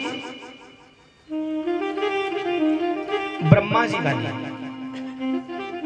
क्योंकि जब महारानी सती बैठी भगवान भोलेनाथ के सामने तो सती विलोके व्योम विमाना चले जात सुंदर शुभ नाना। महारानी सती ने देखा कि बड़े सुंदर सुंदर बड़े सुंदर सुंदर आज देवताओं की पालकी सज करके जा रही हैं, आखिर ये जा कहां रही हैं? ये दृश्य जब देखा तो भोलेनाथ से पूछा, भगवान ये देवता लोग कहां जा रहे हैं? हरि गुणगान करते हुए स्मरण करते हुए देवता कहां जा, हम क्यों नहीं जा रहे? तब भोलेनाथ ने कहा, नहीं को वस जन्मा जग माही प्रभुता पाहे आहे मदनाही। जो भोलेनाथ का अपमान हुआ, आज वो बात महारानी सती को बताई कि तुम्हारे पिता के यहाँ पर मेरे अपमान के लिए यज्ञ किया जा रहा है, ये सब देवता वहीं जा रहे हैं। और देखो एक बड़ी विचित्र बात है, ऐसा तो नहीं कि किसी जगह पर जाना हो तो उस जगह का एक ही मार्ग हो, ऐसा तो नहीं है, अनेक मार्ग है। और ये तो वायुमंडल से जा रहे हैं देवता, आकाश मार्ग से जा रहे हैं। ये अगर चाहते देवता तो कैलाश के ऊपर से न होकर के दूसरी जगह से भी जा सकते थे, लेकिन कैलाश के ऊपर से क्यों गए? बड़ा सुंदर सा भाव किसी संत का ऐसा रहा। देखो किसी व्यक्ति का अगर पड़ोस में से निमंत्रण आया हो, किसी की शादी हो घर में और उसने सबका निमंत्रण किया हो, एक व्यक्ति का नहीं किया हो, अच्छा इस बात का उसके पड़ोसी को पता हो कि इसका निमंत्रण नहीं आया, तो देखो उसकी प्रतिक्रियाएं क्या होती हैं। तैयार होकर के आएगा, चल नहीं रहे हो साहब? अरे आपकी तो कोई तैयारी दिखाई नहीं दे रही है, क्या बात है? थोड़ा देरी में चलो तो हम भी आपके साथ ही चलेंगे। हाँ? अच्छा वो व्यक्ति कहता है नहीं नहीं आप जाओ, हम बाद में देखेंगे, बाद में आएंगे, नहीं बताना चाहता है व्यक्ति। अरे नहीं साहब ऐसे कैसे हो सकता है, आपके साथ ही जाते रहे हैं, आज भी आपके साथ ही, भले ही जीवन में कभी साथ न गया हो, आपके बिना कैसे जा सकते हैं साहब? नहीं नहीं साहब आप जाओ, बाद में देखेंगे। देखो जब तक कहलवा नहीं लेता साहब हमारा निमंत्रण ही नहीं आया, तब तक वो वहां से हटेगा नहीं। अच्छा देखो फिर क्या प्रतिक्रिया, आपका निमंत्रण नहीं, अच्छा तो अब हम भी नहीं जाएंगे, भले ही वहां सबसे पहले पहुंचे। नियम है संसार का। भोलेनाथ के कैलाश के ऊपर से जा रहे हैं, महारानी सती ने देखा भगवान कहां जा रहे हैं ये देवता, बोले तुम्हारे पिता के घर। पिता भवन उत्सव परम जो प्रभु आय सुदेव, तो मैं जाऊं कृपा यतन सागर देखने सो। भगवान पिता के घर यज्ञ है और मैं यहाँ बैठी हूँ और सब लोग पहुँचने वाले होंगे, अरे ऐसा कैसे हो सकता है? पिता के घर तो मैं तो अपने पिता की परम लाडली बेटी हूँ, मैं जाऊंगी, आप कहो तो मैं जाऊं।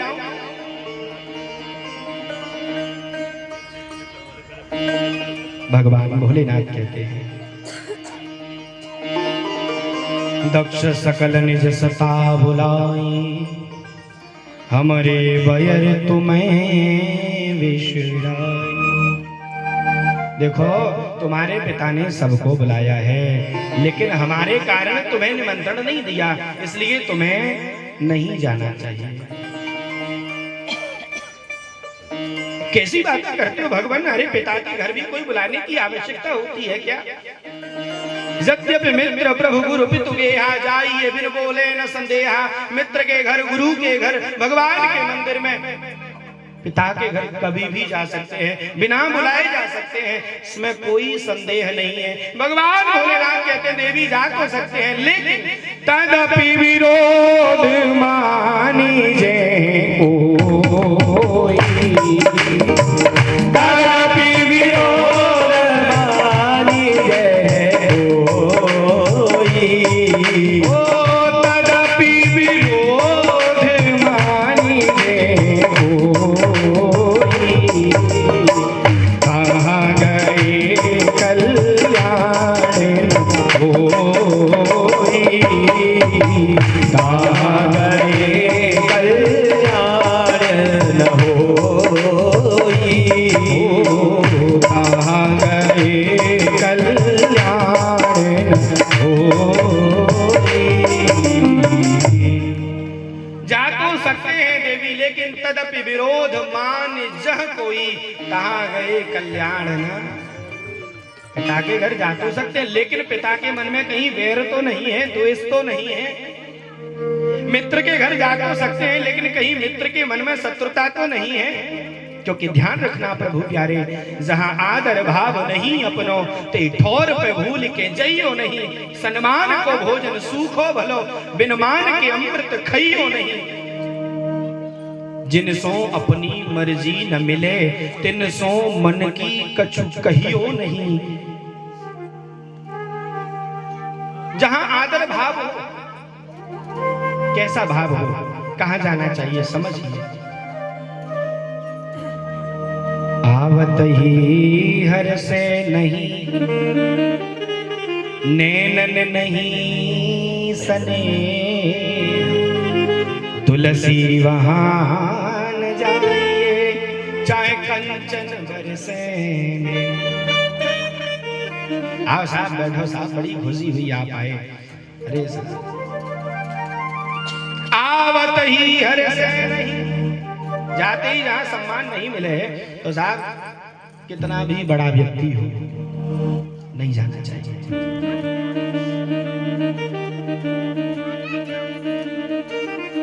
कहां जाना चाहिए? बोले आवत ही हर से और जात ही दीजे रोए। आवत ही हर से और जात ही दीजे रोए, तुलसी ऐसे मित्र घर भूखो रहियो सो। जहां सम्मान हो, जहां अपनापन लगे वहां जाओ, अन्यत्र मत जाओ। अमीत आवे मान मिन रहे मन हमें न सुहाय, मान सहित मरिबो भलो जो विसदे। अपमान करे और भले ही वो अमृत दे, किसी काम का नहीं सा। मान से मिले, सम्मान से मिले, चाहे वो जहर ही क्यों ना हो। देखो मीरा ने भगवान के प्रेम में, भगवान के सम्मान को बचाने के लिए, भगवान के सम्मान में जहर भी पिया तो अमृत बन गया। अमी पिया मान अमिन रहे मन सुहाय। मान सहित विष खाए कर शंभुवै जगदीश, बिना मान अमृत पियो राहु कटायो। भगवान भोलेनाथ ने सम्मान से अमृत पिया तो महादेव हो गए, देव नहीं महादेव हो गए। लेकिन राहु ने आकर के अमृत पिया, भले ही अमृत पिया फिर भी साहब राहु से केतु बनना पड़ा, 1 से 2 होना पड़ा, राहु कटायो सी। भगवान भोलेनाथ समझाते देवी, जहां हमारा सम्मान नहीं वहां आपको नहीं जाना चाहिए।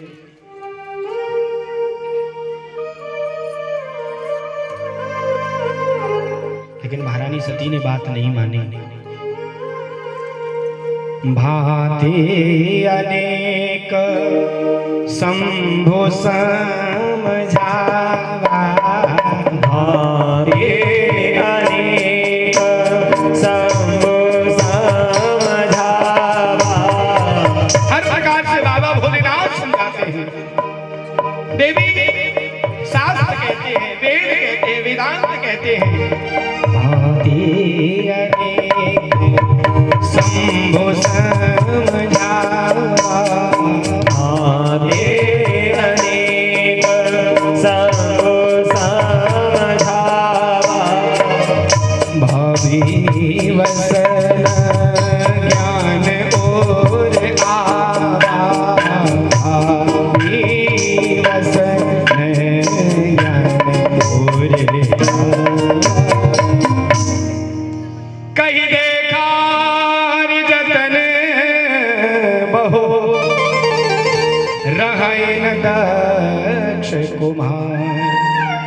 दिए मुख्य गण संग तब विदा कीने त्रिपुरा। हर तरीके से समझा ले, कह देगा हरे जतन बहु रहन दक्ष कुम्हार। वो दक्ष की बेटी मानी नहीं। दक्ष नाम ही जड़ का है साहब। दक्ष माने जड़, निपुण। नहीं जब मानी महारानी सती तो भोलेनाथ ने कहा जाओ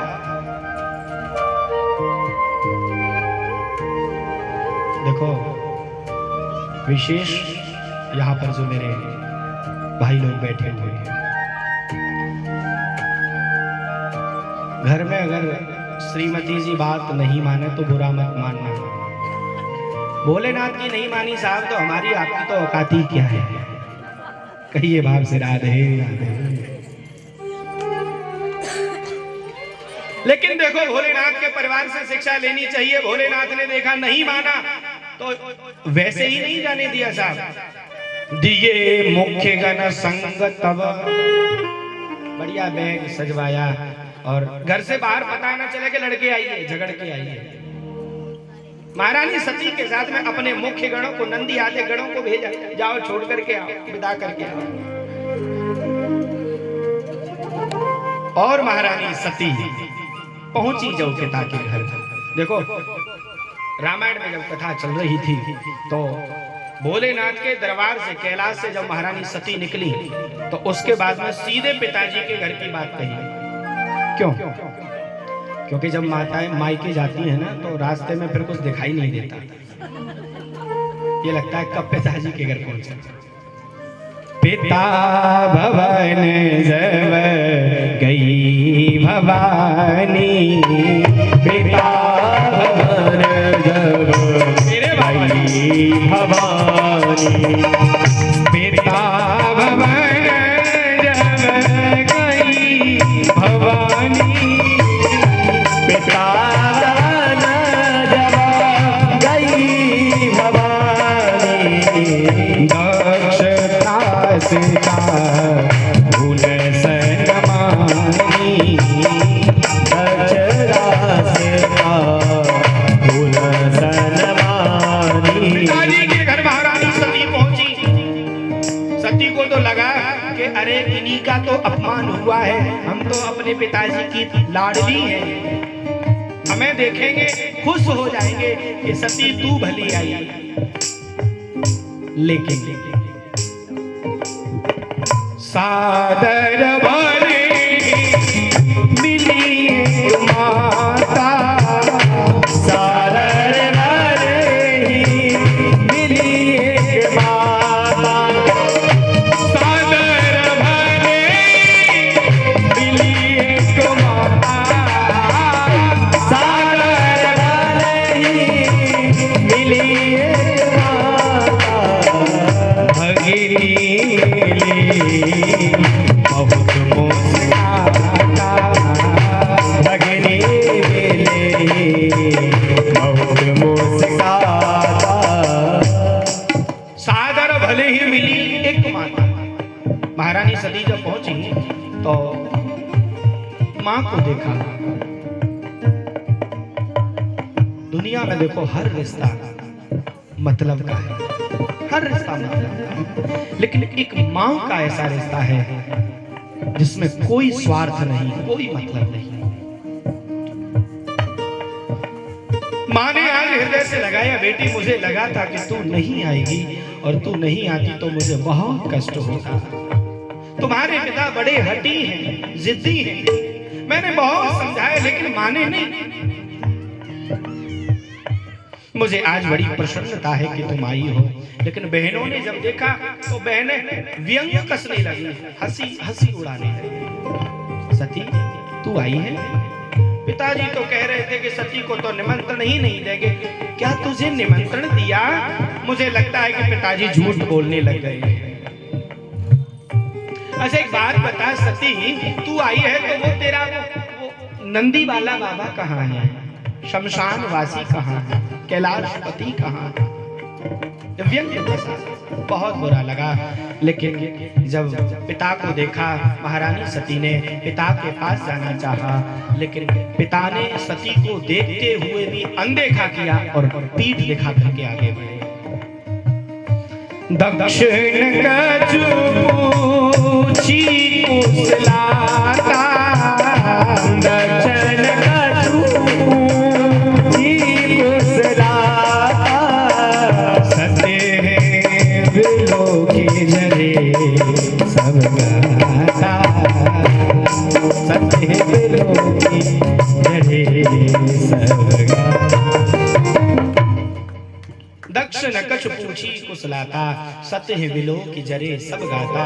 पिता जब यज्ञ मंडप की तरफ गए तो पीछे पीछे महारानी सती भी जाने लगी। और जब यज्ञ में पहुंची और जाकर के क्या देखा कि हर देवता का भाग है। अग्नि का भाग, वायु का भाग, चंद्रमा का भाग, सूर्य का भाग, विष्णु का भाग, ब्रह्मा का भाग, सनत कुमारों का, सभी ऋषि मुनियों का भाग है। लेकिन कतहु न दीर्घ शंभु कर भागा, भोलेनाथ का भाग कहीं नहीं। सबके आसन लगे हुए, सुंदर सुंदर आसन सजे हैं, लेकिन भोलेनाथ का कोई आसन नहीं। सबके लिए आहुतियां दी जा रही हैं, सबके लिए पत्तल बिछाई जा रही, लेकिन भोलेनाथ की कोई आहुति नहीं है। ध्यान रखना प्रभु प्यारे, जीवन में व्यक्ति सब कुछ सहन कर सकता है, लेकिन अपमान कभी सहन नहीं कर सकता। यद्यपि जग दारुण दुख नाना, सबते कठिन जात। आज मुनियों को मुनि नहीं, संतों को संत नहीं, सुनो सभासद सकल मुनिंदा, कही सुनी जिन शंकर निंदा। अरे मुनिंदाओ, तुम बैठे हो जहां पर महादेव नहीं, वहां देव की क्या औकात है? देव की चल ही नहीं सकती है। जिस यज्ञ में महादेव का भाग नहीं होगा, वो यज्ञ कभी पूर्ण हो सकता है? कभी यज्ञ ये पूरा नहीं होगा। और तुम बैठे बैठे महादेव का अपमान देख रहे हो।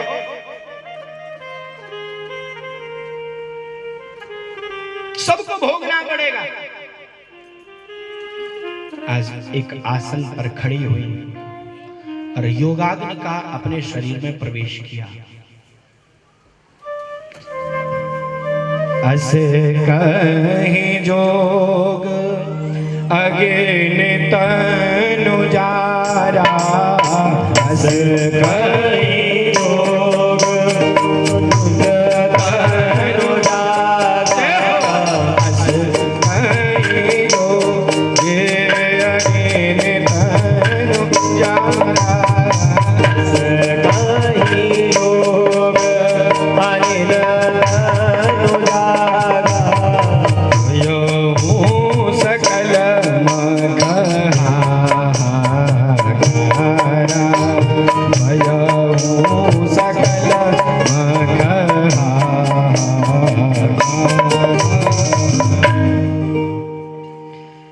योगाग्नि का प्रवेश आज महारानी सती ने जब किया, सभी ऋषि मुनि घबराए, भयभीत हुए, भागने लगे। लेकिन महाराज नंदी आदि गणों ने आज यज्ञ को विध्वंस करना चाहा। महारानी सती ने तो अपने पांच भौतिक शरीर को छोड़ ही दिया। नंदी आदि गणों ने जब यज्ञ को विध्वंस करना चाहा तो भृगु आदि मुनि ने रक्षा की है। सती मरण सुने शंभु गने लगे, करण मख खीस, यज्ञ विध्वंस विलोक के भृगु रक्षा कीन महेश। बचाने की रक्षा की। आज नंदी आदि गणों को भगाया यहां से, तो नंदी आदि गण भोलेनाथ के पास में आए, कहा बाबा गजब हो गया। क्या हुआ? मां सती नहीं रही। अच्छा देखो, इस बात को भोलेनाथ जानते थे, मां नहीं रही। भोलेनाथ ने भी स्वयं नहीं गए, एक जटा ली और जटा पृथ्वी पर पटकी। भगवान शायद बताना चाहते हैं, अरे दक्ष तू मुझसे क्या बराबरी करेगा, तू तो मेरे एक बाल के भी बराबर नहीं है।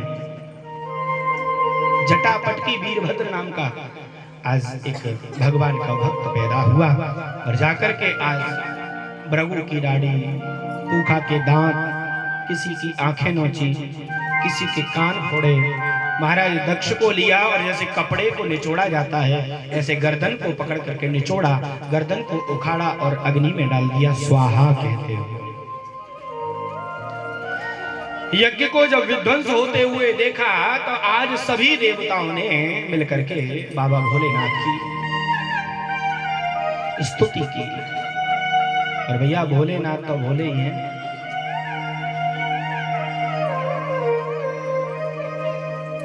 अबडरदानी भगवान का नाम है। अबडरदानी आसुतोष तुम अबडरदानी आरते हरहु दीन जन जान। भोलेनाथ ऐसा कैसे हैं भोलेनाथ? जल के चढ़ाए थे जमलोक से उबार दे, चंदन के चढ़ाए थे चक्रवर्ती कर देते हैं। चावल के चढ़ाए थे 14 लोकन को बख्श दे, दीप के जलाए थे सातों द्वीप दे देते हैं। भांग धतूरे को चढ़ाए थे सुरपुर को देते हैं। बिलपत्र के चढ़ाए थे निज संग ले लेते हैं। हरे हरे कहे थे हरत है सब पाप, गाल के बजाए थे निहाल कर देते। भोलेनाथ तो ऐसे हिसाब जाकर के बिलपत्र चढ़ाओ तो राजी, फूल चढ़ाओ तो राजी, फल चढ़ाओ तो राजी, भांग धतूरा अफीम जो चढ़ाओ उसी में प्रसन्न हो जाते हैं भोलेनाथ। हर हर कहे थे हरत है सब पाप, गाल के बजाए थे निहार कर देते हैं। बम बम शब्दोच्चारण जब होता है तो भोलेनाथ प्रसन्न हो जाते हैं। बकरे का सर भोलेनाथ ने लगाया दक्ष के सर पर और पूर्णाहुति भोलेनाथ ने दक्ष के हाथों से स्वाहा शब्दोच्चारण करते हुए करवाई। तब दक्ष के मुंह से बम बम शब्द निकला। लेकिन बाबा तुलसीदास जी कहते हैं सती मरत हरे सन बर मांगा, सती मरन हरे सन बर मांगा, सती मरन हरे सन बर मांगा, सती मरन सन बर मांगा। जन्म जन्म सेवा पद अनुरागा, जन्म जन्म सेवा पद अनुरागा। होते ही कारण ही में गिरी देह जाई, ते ही कारण ही में गिरी देह जाई। जनमी पार्वती तनु पाई, जनमी पार्वती तनु पाई, जनमी पार्वती तनु पाई, जनमी पार्वती तनु पाई। सती मरत हर सन वर मांगा, जन्म जन्म शिव पद अनुरागा। जब महारानी सती ने अपने शरीर को भस्म किया योगाग्नि में, तब भोलेनाथ से प्रार्थना की भगवान कहीं ऐसा ना हो कि ये शरीर तो पूरा हो रहा है, कहीं आप अपने चरणों से हमें दूर कर दें। ऐसा नहीं होना चाहिए प्रभु। जब जब जन्म मिले और जहां जन्म मिले जन्म जन्म शिव पद अनुरागा। प्रभु आपके ही चरणों में निवास मिले, इसी कारण तही कारण हिम गिर ग्रह जाए। मातु मैना के यहाँ पर पार्वती के रूप में शैलजा के रूप में मां पार्वती का जन्म हुआ। जन्म हुआ तो साहब बड़ी प्रसन्नता, बड़ी खुशी छाई गई, बड़ी खुशी छाई। नारद जी आए, नामकरण किया। नामकरण करते हुए पत्री बनाई, बड़े बड़े बखान किए, बड़े बड़े बखान। मैना लगता है कि ये तो तुम्हारे कुल में बहुत बड़ी कोई शक्ति चल करके आई है। इतनी बड़ी शक्ति है कि इसके आने से तुम्हें बड़ी प्रसन्नता रहेगी और जहां जाएगी साधारण पुरुष नहीं होगा, बड़ा भारी कोई महापुरुष होगा। बड़े भारी गुणगान किए, बड़े भारी गुणगान। अंततः एक दो बात कही कि जोगी जटिल काम मन नगन मंगल वेश, अस स्वामी यही कह मिलई परी हस्त असिरे। सब कुछ अच्छा होगा, सब कुछ बढ़िया होगा, लेकिन इसका पति जो होगा ना वो उदासीन होगा, अमंगल वेशधारी होगा। यद्यपि सर्वत्र पूजनीय होगा, अस स्वामी ऐसा इसका स्वामी होगा। मैना महारानी तो चरणों में गिर गई, प्रभु इसका कोई उपाय, कोई अच्छा सुंदर सा पति मिल जाए। बोले बिल्कुल उपाय है। क्या उपाय है? बोले भगवान भोलेनाथ की तपस्या करो। भोलेनाथ की तपस्या बड़ी भारी। कहे मुनीश हिमवंत सुनो, जो विद लिखा लिलार, देव दनुज नर नाग मुने को न मेटन हार। अरे जो तप करे कुम्हारे तुम्हारी, जो तप करे कुम्हारे तुम्हारी, जो अगर ये पार्वती तपस्या करे, जो तप करे कुम्हारे तुम्हारी, जो तप करे तुम्हारे तुम्हारी, भावी हूँ मैं दे सके त्रिपुरारी, भावी हूँ मैं दे सके त्रिपुरारी। जो तप करे कुम्हार तुम्हारी, भावे हूँ मैं सके त्रिपुरारी। तपस्या की जब बात आई तो महारानी सती ने जाकर के तप किया। तप का बड़ा भारी प्रभाव होता है साहब। तप के बलबूते पर सब कुछ हो सकता है। हमारी तपस्या का प्रताप होना चाहिए, कुछ भी कर सकते हैं साहब। तप बल रचहि प्रपंच विधाता, तप बल विष्णु सकल जगत त्राता, तप बल शंभु करहि संघारा, जिनके कोप न को रखवारा। तपस्या के प्रभाव से तो ब्रह्मा जी सृष्टि बना रहे हैं, तपस्या के प्रभाव से ही भगवान विष्णु इसका पालन कर रहे हैं। शंकर भगवान तपस्या के बल पर ही इसका संहार करते हैं। ये तपस्या का बल है। नारद जी के कहने पर तपस्या की, भोलेनाथ के पास में खबर गई, सप्त ऋषियों को भेजा, परीक्षा लो इसकी तपस्या जो हो रही है पार्वती की, क्या ये सच्ची तपस्या है? परीक्षा। सप्त ऋषियों ने जाकर के बाबा भोलेनाथ के बारे में बड़ी बड़ी बातें कही। अरे वो अमंगल वेश धारण करने वाला है, अकामी है। तुम चाहो तो तुम्हें कोई बहुत अच्छा वर मिल सकता है। क्या कर रही हो? किसके चक्कर में पड़ रही हो? ढेर सारी बातें कही, लेकिन मां पार्वती तो अटल भगवान भोलेनाथ के चरणों में अपना प्रेम फंसाए बैठी हैं। जब हर बात कह दी, अंततः मां पार्वती कहती हैं चाहे कुछ भी हो जाए, चाहे ये शरीर छूट जाए, बरहु शंभु नत रहूं कुवार।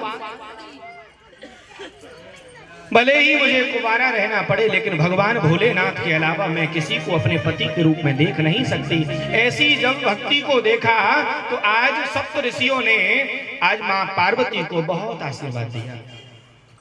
भयो मनोरथ सुफल तवा सुनो गिरिराज कुमार, पर हर दुसह कलेश सब अब मिलहे त्रिपुरार। महादेव अवगुण भवन, बड़ी बड़ी बात कही, लेकिन मां पार्वती ने एक ही बात कही, बरहु संभनत रहूं कुंवार। भगवान भोलेनाथ के अलावा कोई नहीं पति के रूप में होगा मेरे लिए। ये बात जब भोलेनाथ को जाकर के सप्त ऋषियों ने बताई तो भोलेनाथ कहते जब पार्वती की भक्ति दृढ़ है तो हम विवाह कर लेंगे। प्रभु श्री राम ने आकर के जब समझाया तो भोलेनाथ विवाह के लिए राजी हुए। ऋषि मुनियों ने समझाया तो राजी हुए, लेकिन नंदी आदि गणों ने सायंकाल के समय बाबा भोलेनाथ से कहा, बाबा विवाह के लिए तो हाँ कर दिए हैं, लेकिन आपको पता होना चाहिए जब गृहस्थी जोड़ी जाती है तो घर के बारे में भी विचार करना चाहिए। घर में कुछ है नहीं और विवाह की बातें कर रहे हो।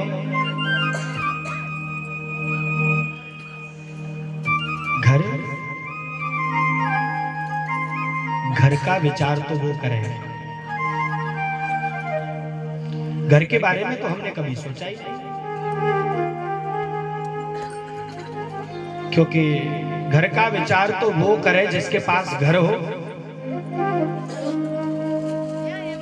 भोलेनाथ कहते हमारे पास तो घर ही नहीं है तो घर का विचार क्या करें। जैसे कोई व्यक्ति अगर किसी दुकान पर जाता है और कहता है कि मुझे ये वस्तु अच्छी लग रही है, आज हम इसे भी खरीदेंगे, आज ये वस्तु अच्छी लग रही है इसे भी खरीदेंगे, ये वस्तु अच्छी लग रही है इसे भी खरीदेंगे, लेकिन किसी ने कहा भैया तेरी जेब में पैसा है, जेब पैसा साहब जेब ही नहीं तो कहिए भाव से राधे राधे। भोलेनाथ कहते जब घर ही नहीं है तो घर के बारे में विचार कैसा। प्रभु श्री राम की आज्ञा है।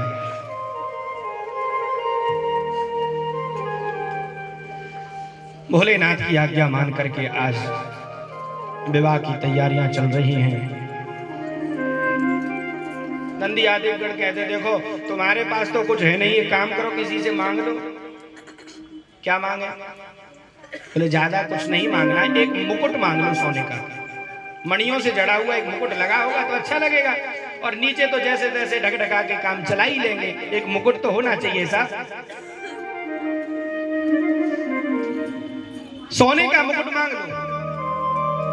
भोलेनाथ कहते हैं देखो मांगने की आदत हमारी नहीं है, हमारी तो देने की आदत है। आज तक दिया ही दिया है। सोने की लंका बनाई रावण ने कहा अच्छी लगी ले जा। भस्मासुर ने कहा कि हमें ये दे दो, जिसके सर पे हाथ रख के भस्म हो जाए, महाराज दे दिया ले जा। वो बात अलग है कि भस्मासुर ने भोलेनाथ को भस्म करके पार्वती को अपना बना लिया होता। भोलेनाथ कहते मांगने की आदत तो है ही नहीं, जिसने आज तक हमसे मांगा हमने दिया ही दिया है, इसलिए हम मांगेंगे नहीं। तो फिर भोलेनाथ माथे पे क्या लगाओगे? दूल्हे के माथे पर तो मुकुट होता है। भोलेनाथ कहते काम करो, हमारी ये जो लंबी लंबी जटाएं हैं ना, इनको बांधो। ऐसा श्रृंगार करो, ऐसा श्रृंगार करो कि श्रृंगार को देख करके किसी का विवाह करने का मन ही नहीं हो।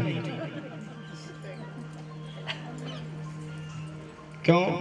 तुलसी गाय बजाए के देत काठ में पान, फूले फूले हम फिरे होत हमारो ब्याह। तुलसी गाय बजाए के देत काठ में, ऐसा श्रृंगार करो कि विचित्र श्रृंगार होना। कैसा श्रृंगार?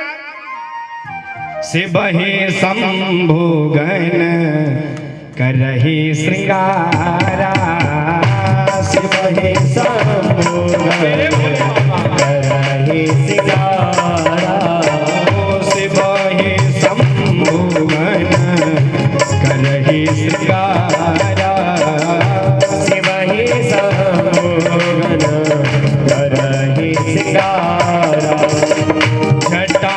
मुकुट अहि मोरे सवारा जटा मुकुट अहि मोर सवारा जटा मुकुट अहि मोरे सवारा जटा मुकुट अहि मोर सवारा कुंडल कंकण पहरे प्याला कुंडल कंकण पहरे प्याला कुंडल कंकण पहरे प्याला कुंडल कंकण पहरे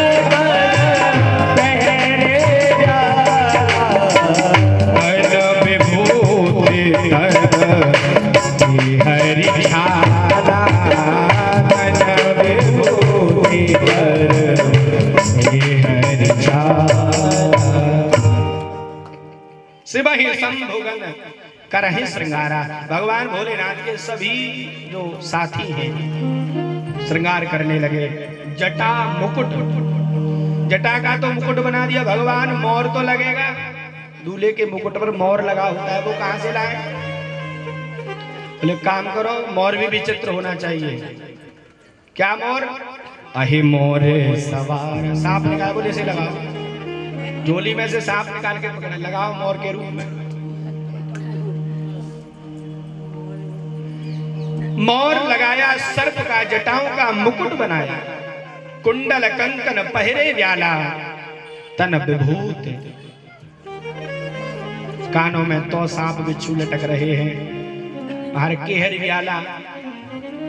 आज सिंह की छाल जो पहनी उसको बांधने के लिए वहां पर भी सर्प लगाया, हर जगह सांप बिच्छू कातर, ऐसा अमंगल वेश भगवान का सजा। अब काला काला गोरे हो जाओ, क्या करें? अब साहब उस समय ब्यूटी पार्लर तो नहीं था, फिर क्या किया जाए? तन विभूति भस्म लेकर के आए, गुर्दे की भस्म। भोलेनाथ कहते हैं इससे बड़ा प्रेम है हमें। क्यों? भोलेनाथ कहते हैं कि देखो एक बार किसी व्यक्ति को कंधे पर रख करके चार लोग जा रहे थे और कह रहे थे राम नाम सत्य है, राम नाम सत्य है। तो भोलेनाथ कहते हम भी पीछे चलते। अब साहब उस व्यक्ति को ले जाया गया और जब रख दिया चिता पर, चिता में अग्नि जलाई तो सब लोग बात करने लगे। भोलेनाथ ने कहा भैया राम नाम सत्य है, ये आपको कैसे पता चला? ये व्यक्ति क्या इतना महापुरुष है? क्योंकि हमारा भी तो राम से संबंध है, क्या इसका भी राम से, क्या आपका भी राम से संबंध है? अरे काय का राम से संबंध साहब? व्यक्ति को तो ये भी नहीं पता कि कब मरना है। देखो ये भी कोई मरने का समय था, संडे को मर जाता, हमारा तो एक का पूरा दिन ही खराब हो गया। एक कहता है देखो दुकान खुली हुई है, पता चला कि मर गया तो मैं आ गया दुकान पर, खड़े होंगे ग्राहक। ये नहीं कि कल मर जाता, सुबह मर जाता, शाम को मर जाता, ये भी कोई मरने का समय है। भगवान भोलेनाथ के लिए तो सब के सब झूठे हैं। लगता है कि विचित्रता राम नाम सत्य की सत्यता तो उसी व्यक्ति में है जिसको लेकर के आ रहे थे, लेकिन भोलेनाथ ने देखा जब तक उसके पास में जाते तब तक उसकी भस्म हो गई, राख हो गया। भोलेनाथ कहते कोई बात नहीं, ये नहीं रहा तो कोई बात नहीं, इसका संबंध राम से था, इसलिए इसकी विभूति का भी संबंध राम से है। तब से भोलेनाथ ने अपने शरीर पर वो विभूति लगाना आरंभ किया। बोले शंकर भगवान की। और भगवान का नाम महाकाल पड़ा, महाकाल। अकाल मृत्यु वो मरे जो काम करे चांडाल का, काल उसका क्या करे जो भक्त हो महाकाल। महाकाल तन विभूति पट के है छाला। हाथ में त्रिशूल डमरू बंधा हुआ है। नंदी आदि श्रृंगार जो कर रहे हैं, उन्होंने कहा महाराज अब एक काम तो कर ही लो, देखो किसी का विवाह होता है, चाहे वो साइकिल चलाता हो, लेकिन 2 दिन के लिए विवाह के लिए किसी न किसी गाड़ी को मांगी लेता है। तुम भी एक 4 व्हीलर का इंतजाम कर लो। भोलेनाथ कहते हैं क्यों, हमारे पास भी तो है ये हमारा नंदी।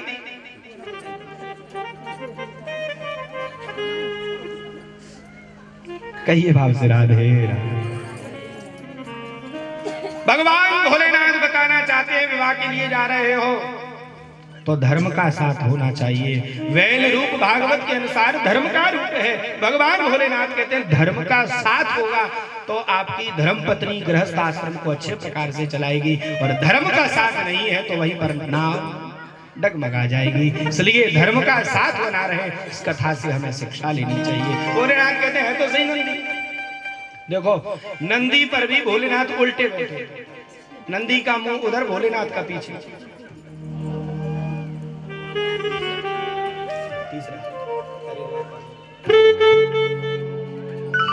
और आज भोलेनाथ ने सुंदर सा श्रृंगार करते हुए चले हैं। भोलेनाथ कैसा श्रृंगार करते हुए अपनी बारात को लेकर के, हो गले नाग काले बागंबर तन पे, चल गले नाग काले बागंबर तन पे, चले भोले बाबा लिए संग बराती, चले भोले बाबा लिए संग बराती। न बारात पहले कभी ऐसी देखी, न बारात पहले कभी ऐसी देखी।